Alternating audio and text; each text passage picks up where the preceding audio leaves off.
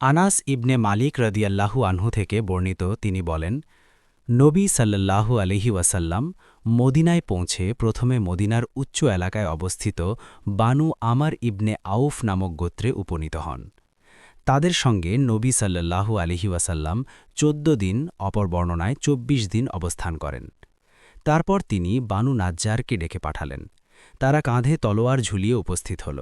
আমি যেন এখনও সে দৃশ্য দেখতে পাচ্ছি যে নবী সাল্লাল্লাহু আলাইহি ওয়াসাল্লাম ছিলেন তার বাহনের উপর, আবু বকর রাদিয়াল্লাহু আনহু সে বাহনেই তার পেছনে, আর বানু নাজ্জারের দল তার আশেপাশে।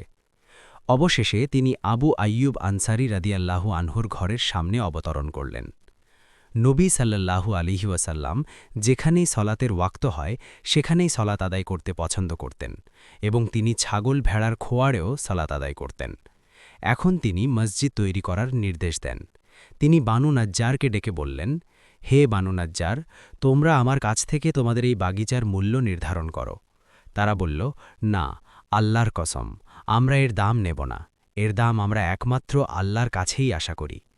আনাস রাদিয়াল্লাহু আনহু বলেন, আমি তোমাদের বলছি, এখানে মুশরিকদের কবর এবং ভগ্নাবশেষ ছিল, আর ছিল খেজুর গাছ।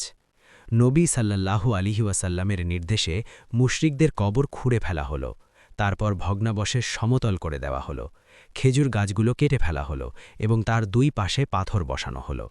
সাহাবীগণ পাথর তুলতে তুলতে ছন্দবদ্ধ কবিতা আবৃত্তি করছিলেন, আর নবী সাল্লাল্লাহু আলাইহি ওয়াসাল্লামও তাদের সাথে ছিলেন।